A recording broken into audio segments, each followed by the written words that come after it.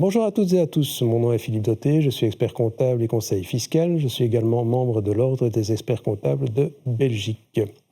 Le sujet du jour est la base de l'outil de gestion, à savoir le plan financier. Alors, chaque dirigeant d'entreprise ou chaque entrepreneur se souviendra peut-être de la première fois où il est allé voir le notaire pour la constitution de sa société ou le banquier pour avoir évidemment un compte professionnel et surtout un emprunt pour pouvoir démarrer son activité professionnelle. Ces deux personnes qui sont évidemment consultées par les entrepreneurs renvoient évidemment vers l'expert comptable pour une seule chose, c'est l'établissement du plan financier.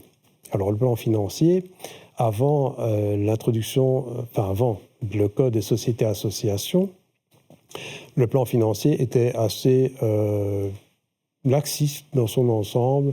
On pouvait mettre plus ou moins ce qu'on voulait du moment qu'on justifiait que l'activité était effectivement rentable et qu'on pouvait convaincre le banquier de prêter une certaine somme d'argent pour lancer l'activité. Or, depuis le Code des sociétés et associations, il y a certaines mentions qui sont inscrites et qui sont obligatoires pour établir un plan financier. Je ne vais pas toutes les citer parce que certaines sont pas moins intéressantes que d'autres, mais ce n'est pas le sujet ici. Je préfère m'attarder sur le bilan et compte de résultat qui est à établir sur 2 ans, ainsi que les budgets des recettes et des dépenses qui sont également à établir sur 2 ans. Alors, pourquoi je m'y attarde? Parce qu'en fait, c'est le début, c'est le prémisse de la comptabilité, puisqu'il faut un bilan de départ, et c'est évidemment le prémisse pour pouvoir effectuer plus tard une analyse financière sur base des données qui sont injectées au fur et à mesure de l'évolution de l'activité économique. Alors, j'attire votre attention sur le fait que ce plan financier doit être établi par les fondateurs, il peut être établi par les entrepreneurs en personne physique, mais évidemment, ça vaut mieux de toute façon, le banquier va vous le demander. Alors, pourquoi c'est le fondateur qui établit le plan financier? Parce qu'il engage sa responsabilité.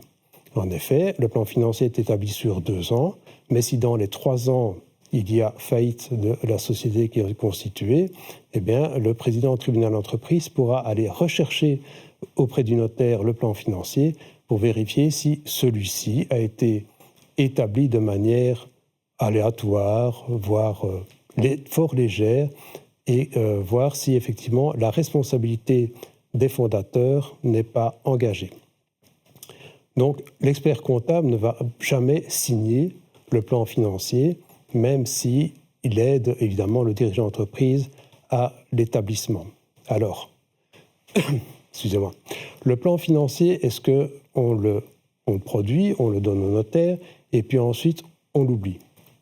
En fait, non. Le mieux, c'est que, évidemment, il faut ressortir ce plan financier de temps en temps, soit tous les 6 mois, soit évidemment à chaque année, de telle manière à ce qu'on puisse comparer avec les chiffres réels de l'activité de l'indépendant ou de l'activité de la société.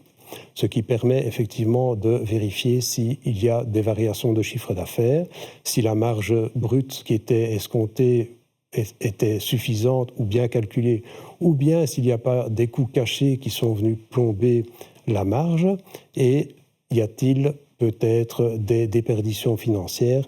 Ça, seule l'analyse financière pourra évidemment le préciser. Alors on voit évidemment que l'expert comptable est la personne évidemment privilégiée pour assister et conseiller les dirigeants d'entreprise et les indépendants dans leur démarrage de leur activité. Et je vous remercie de votre attention. À bientôt.